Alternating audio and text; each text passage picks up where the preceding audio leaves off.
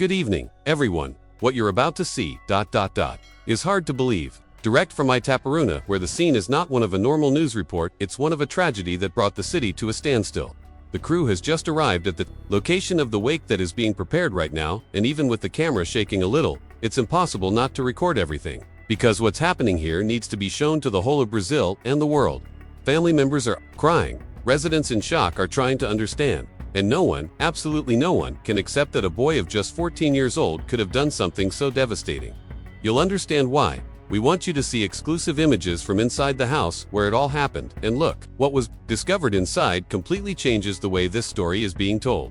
It was a family like so many others, a couple who exuded affection, sincere smiles, and shared plans. Nayla was 37 years old, a hairdresser, and took care of everything with great love in the improvised salon inside her own home. Antonio, 45, was a nurse and worked at Petrobras. Their life was simple, full of affection, and the thing that made them both most proud was their youngest son, little Antonio Jr., who would turn for the following month. But what seemed like a peaceful home turned into a crime scene, a brutal, unexpected crime committed by the oldest son, a teenager. Yes, he confessed. He told coldly that he killed his father, mother, and younger brother while they were sleeping. The bodies were hidden in a cistern in the backyard. And the scariest part, the gun used belonged to his own father, who kept it under the mattress because he was a sports shooter.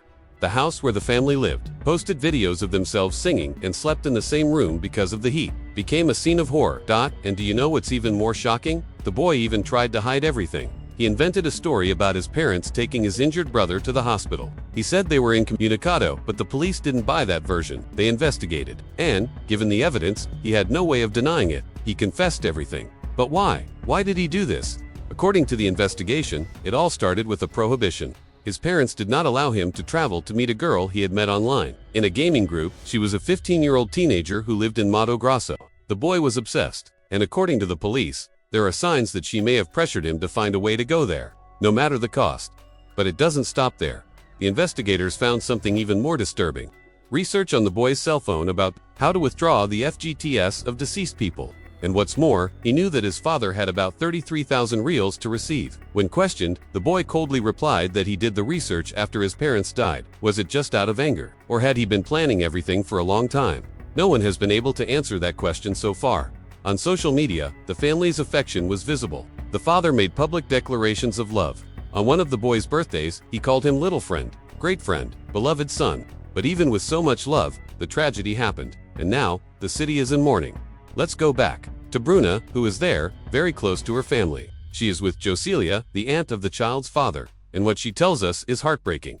When I heard it, I thought it was a lie. I didn't believe it. I even told them not to spread it. I thought it was a rumor, but it was true. He really did it. According to her, the boy was always quiet, calm. He never raised any suspicions. His father and mother were having a good time. They had recently been officially married, were attending church, and were making their dreams come true. And no one, absolutely no one, expected that to happen. The wake is being held in an old train station, provided by the city government because of the number of people who came to say goodbye. A place where parties used to be held now serves as a setting for grief.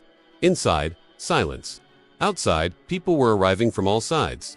The city stopped, and it was the uncle who first suspected. He was the one who heard the boy's confession. He was there, looking for the family, believing every word the teenager said, until he heard from his mouth, coldly, every step of the crime. The location of the bodies, the plan, the motive, everything said without emotion. And the paternal grandmother, the one who raised the boy, the one who slept with him, the one who took him to the hospital when he was little. She's just arriving now. She came with the coffins. She was the one who heard the confession too. And today, she recognized the body. She went to the forensic medical examiner's office. She saw with her own eyes what was left of the family. Imagine the pain. Was this boy cold to his parents? Did he distance himself?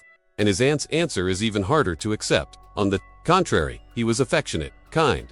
Everyone liked him, the whole neighborhood, his school friends, everyone liked him. That's why everyone is in shock. As we speak to her, the hearses arrive. 3 coffins, 3 lives taken. The silence in the place is total. Some cry, others can't even move. And what about the girl from Mato Grosso? The police have already located her. She is being interviewed. Investigators will analyze everything. Messages, screenshots, old conversations. They want to understand if she had a direct influence on the crime, or if it was just a tragic coincidence. But there are suspicions. Yes, and everything is being investigated. In the end, what remains is a perplexed country, a city in mourning, a destroyed family. And a question that no one can answer: how was someone so young capable of something so cruel? Subscribe to our channel to stay up to date with the news. Leave your like and tell me what you think went through this teenager's head. See you in the next video.